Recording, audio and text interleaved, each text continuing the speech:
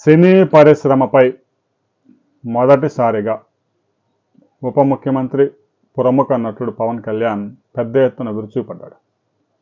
ఆయన సినీ ఇండస్ట్రీస్ నుంచే డెవలప్ అయ్యి తర్వాత రాజకీయాల్లోకి వచ్చారు. ప్రతి ఒక్కరికి తెలిసిన విషయమే. అయితే ఎప్పుడు కూడా సినీ పరిశ్రమను కానీ సినీ పరిశ్రమలో పెద్దలు కానీ, చివరిగా ఒక టెక్నీషియన్ కానీ, చిన్న వర్కర్ని కానీ, ఎవరిని కానీ పవన్ కళ్యాణ్ ఎప్పుడు ఆ ఇండస్ట్రీని పల్లెత్తి మాట అనలేదు. ఎందుకంటే ఎదిగిందంతా ఆ ఇండస్ట్రీలో కాబట్టి. తాజాగా సినీ పరిశ్రమలో జరుగుతున్న అరాచకాల మీద ఆయన పెద్ద ఎత్తున విమర్శలు చేశారు. కొద్దిమంది చేతుల్లో సినీ పరిశ్రమ బందీగా మారింది. వారు తీసుకునే నిర్ణయాలతో సినీ పరిశ్రమ మనుగడే ప్రశ్నార్థకంగా మారుతా ఉంది అని చెప్పేసి ఆయన ఆందోళన వ్యక్తం చేశారు. వచ్చే నెల నుంచి సినిమా థియేటర్లన్నీ బంద్ చేయాలనే నిర్ణయాన్ని మీరు ఎలా తీసుకుంటారు అని ఆయన ప్రశ్నిస్తూ ఉన్నారు. పవన్ కళ్యాణ్ సినిమా వీరమల్లు రిలీజ్ ఉంది అని తెలిసే కావాలనే ఒక నలుగురు వ్యక్తులు ఇలా చేశారు అని కొంతమంది విమర్శిస్తూ ఉన్నారు. దగ్గుబాటి సురేష్, అల్లు అరవింద్, మరో ఇద్దరు ద్వారంపొడి, వీరంతా కలిసి సినిమా రిలీజ్కు ముందే థియేటర్లన్నీ మూసివేయాలి అనే నిర్ణయానికి అందరి మీద రుద్దుతూ ఉన్నారు. బోయగోదావరి జిల్లాల్లో మేము థియేటర్ల యాజమాన్యాలతో మాట్లాడినప్పుడు ఇప్పటికే చాలా థియేటర్ల నష్టాల్లో నడుస్తూ ఉన్నాయి. కరెంటు బిల్లు కూడా కట్టే పరిస్థితి లేదు. ఇంకా మేము మూసేస్తే, బంద్కి వెళ్తే ఇంకా తీవ్రమైన నష్టాల్లోకి వెళ్తాం. మేము బంద్ చేసే ఆలోచన మాకు లేదని చెప్తున్నారు. మరి థియేటర్ల యాజమాన్యాలంతా ఎలా చెబుతుంటే హైదరాబాద్లో ఒక నలుగురు కూర్చొని ఎలా నిర్ణయం తీసుకుంటారు? సినిమా వ్యాపారంలో భాగం కల్పిస్తేనే థియేటర్ నడిపిస్తాము అనే పరిస్థితికి వచ్చారు. థియేటర్ అనేది ఒక లాభసాటి వ్యాపారంగా గతంలో ఉండేది. కొంతకాలంగా ఆ వ్యాపారం కాస్త సినిమా రిలీజ్ అయిన 2-3 రోజులకే పరిమితం అయిపోతూ ఉంది. తర్వాత థియేటర్ కూడా ఎవరు వెళ్ళడం లేదు. దానికి సినీ పరిశ్రమలోని వర్గాలే కారణం. సినీ నిర్మాణ వ్యయాన్ని 100 కోట్ల నుంచి 1000 కోట్లలోకి తీసుకెళ్లారు. ఒక్క సినిమా నిర్మాణ వ్యయాన్ని 500 కోట్లు 600 కోట్లకి ఎగబాగించారు. ఒక హీరో 3 నెలలు వర్క్ చేస్తే వాడికి 250 కోట్లు ఇస్తా ఉన్నారు. ఎవరన్నా సామాన్యుడి సినిమాకి వెళ్ళాలి అంటే 200 రూపాయల టికెట్, 250 రూపాయల టికెట్ పెట్టారు. ఎవడు పోతాడు? ఎవడు పోడు. సినిమా హాల్కి రాకుండా చేసింది ఎవరు? సినిమా ప్రముఖులే. మల్టీప్లెక్స్ల పేరుతో పెద్ద పెద్ద స్క్రీన్స్ తీసుకొచ్చి పెద్ద పెద్ద సీట్లు వేసి టికెట్లు 250, 350, 500, రిలీజ్ రోజు అయితే 1500. ఏదో మెగా సిటీ హైదరాబాద్ లాంటి సిటీలో అంటే 1-2 మల్టీప్లెక్స్లు ఉంటే సరిపోద్ది. చిన్న చిన్న నగరాలలో కూడా మల్టీప్లెక్స్లు పెట్టి, చిన్న చిన్న థియేటర్లో కూడా కాస్త మేకప్ వేసి దాన్ని మల్టీప్లెక్స్ అని చెప్పేసి బోర్డులు పెట్టి టికెట్ రేట్లు ఎప్పుడైతే 100లోకి వెళ్ళిపోయాయో ప్రేక్షకులు సినిమా హాళ్ళకి రావటం మానేశారు.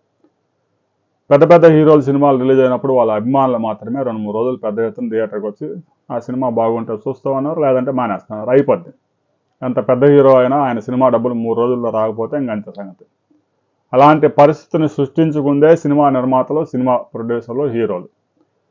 సినిమా నిర్మాణ వ్యయాన్ని తగ్గించుకోకుండా ఒక్కొక్కడు 100 కోట్లు పారితోషికాలు తీసుకుంటూ టికెట్ రేట్లు తగ్గకుండా సినిమా హాళ్ళు ఎలా నడుస్తాయి?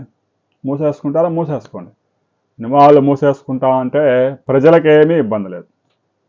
సినిమా హాళ్ళు ఒక 4-5 నెలలు మూసేసి చూడండి.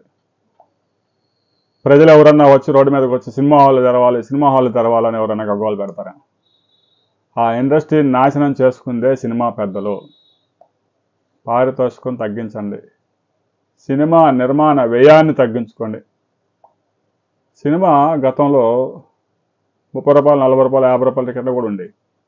సరే, ఏసీలు వచ్చినాయి, కరెంటు బిల్లులు పెరిగిపోయాయి, అన్ని ఖర్చులు పెరిగిపోయాయి. మరి 250, 300, 400, 500 టికెట్లు పెడితే ఎవరు వెళ్ళగలరు? అంతంత రేట్లు పెట్టి జనం ఎవరు రావడం లేదు. జనం రావట్లేనప్పుడు వ్యాపార సూత్రం మార్చుకోవాలి. కానీ సినిమా వ్యాపారంలో మాకు భాగం ఇస్తేనే సినిమా థియేటర్లు నడిపిస్తాము అంటే మీ చేతిలో ఉన్న థియేటర్లు మీరు ఆపుకోండి. ఏ థియేటర్ యాజమాన్యానికి ఆ థియేటర్కి ఆ నిర్ణయం తీసుకునే హక్కు కల్పించండి. అంతేగాని 4 పెద్దలు ఒక్కొక్కళ్ళు ఒక 100 థియేటర్ల చేతులు పెట్టుకొని మా థియేటర్లన్నీ మూసేస్తాను, మీ థియేటర్లు మూసేయండి. ఇంకా రాష్ట్రంలో మీ కాకుండా 1600 థియేటర్లు ఉన్నాయి. వారు స్వచ్ఛందంగా మూసేసుకుంటే మూసేసుకుంటారు, లేదంటే తెరుపుతారు. అంతేగాని మీ అభిప్రాయాన్ని వాళ్ళ మీద రుద్ది సినిమా ఇండస్ట్రీ మొత్తాన్ని ఆ నలుగురే నాశనం చేస్తూ ఉన్నారు అనే విషయాన్ని పవన్ కళ్యాణ్ చెప్పగానే చెప్పారు. జగన్మోహన్ రెడ్డి ఉన్నప్పుడు మీ పరిస్థితి ఎలా ఉందో మాకు తెలుసు. అందరు చేతులు కట్టుకొని వచ్చి ముఖ్యమంత్రిని కలిశారు, కాలు పట్టుకొని వెళ్ళారు అని టైప్లో రాసుకొచ్చారు. ఇక కూటమి ప్రభుత్వం అధికారంలోకి వచ్చిన తర్వాత, చంద్రబాబు ముఖ్యమంత్రి అయిన తర్వాత సినిమా పరిశ్రమ పెద్దలు ఒక్కసారి కూడా వచ్చి కనీసం ఇండస్ట్రీ గురించి మాట్లాడటానికి కలవలేదు. ఏదో వారు తీసిన సినిమా రిలీజ్ అయ్యే ముందు వారం ముందు వచ్చి మా డిపార్ట్మెంట్లో ఒక లేఖ ఇచ్చి మా టికెట్లు పెంచుకునేందుకు అనుమతులు ఇవ్వండి అని కోరుతున్నారే తప్ప ముఖ్యమంత్రిని కలిసి సినిమా ఇండస్ట్రీ డెవలప్మెంట్కి మనం ఏం చర్యలు తీసుకోవాలని చర్చించిన దాఖలాలు లేవు. ఇక నుంచి ఎవరు కూడా వ్యక్తిగత విషయాల మీద నన్ను కలవద్దు, వారికి సంబంధించిన సినిమా వ్యక్తిగత విషయం కూడా నన్ను కలవద్దు. ఉమ్మడిగా సినిమా ఇండస్ట్రీని ఎలా డెవలప్ చేయాలనే విషయంలో అయితే మాత్రమే రావాలి నా దగ్గరికి అని ఆయన స్పష్టంగా చెప్పాడు. అసలు సినిమా హాళ్ళు బంద్ నిర్ణయం ఎక్కడి నుంచి వచ్చిందని తొవ్వి తీయడానికి మంత్రి కందుల దుర్గేష్ హైదరాబాద్ వెళ్తూ ఉన్నారు. అసలు ఈ నిర్ణయం, ఈ కుట్ర వెనక ఎవరున్నారు అనే విషయం రాబోయే 2-3 రోజుల్లో తేలిపోయింది. ఆ తర్వాత వారి మీద సినిమా ఇండస్ట్రీ సీరియస్గానే నిర్ణయం తీసుకునే అవకాశం ఉంది.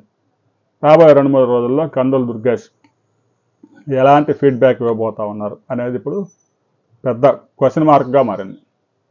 రాబోయే కొద్ది రోజుల్లో ఆ విషయం కూడా తేలిపోద్ది.